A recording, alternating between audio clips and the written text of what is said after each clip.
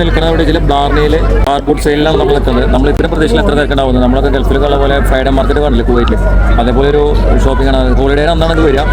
ഒരുപാട് ഷോപ്പിങ്ങും കാര്യങ്ങളൊക്കെ ഉണ്ട്. അതായത് അൽക്കുലത്തെ എല്ലാ സാധനങ്ങളും ഉണ്ട്. അപ്പം അമ്മ ചോദിച്ചാൽ എല്ലാ സാധനങ്ങളും കിട്ടും.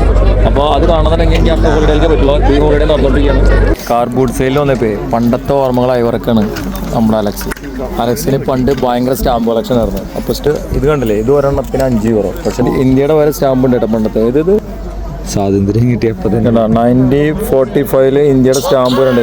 ഇന്ത്യയിലെ നമുക്ക് അപമാനിക്കാം. ഇന്ത്യയുടെ ഒക്കെ സ്റ്റാമ്പ് ഇവർ കളക്ഷൻ ആയിട്ട് നടക്കുന്നുണ്ടോ. അതിന് €5 ആണ് വില. വിട്ടുപോരാൻ തോന്നില്ല. ഒരെണ്ണം മേടിച്ച അലക്സേ. കാർബോർഡ് സെയിലിൽ വരികയാണെന്നുണ്ടെങ്കിൽ നമുക്ക് നല്ല സാധനങ്ങളും അതേപോലെ തന്നെ യൂസ്ഡായ സാധനങ്ങളും കുറേ ഉണ്ട്. അതുപോലെ ഡ്രസ്സ് എല്ലാ ഐറ്റംസും ഉണ്ട്.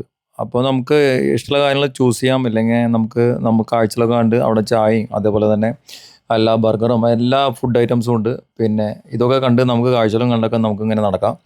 കാർബോർഡ് സെയിലിൽ നമുക്ക് എൻട്രൻസ് ഫീസ് ഉണ്ട്, ചെറിയ പൈസയാണ്. അപ്പോൾ ഒരു 5 ആളൊക്കെ ആണെങ്കിൽ €9 അങ്ങനെയൊക്കെയാണ് നമുക്ക് ടിക്കറ്റൊന്നും. അങ്ങനെ നമ്മൾ അവരുടെ കയ്യിൽ കൊടുത്താൽ മതി.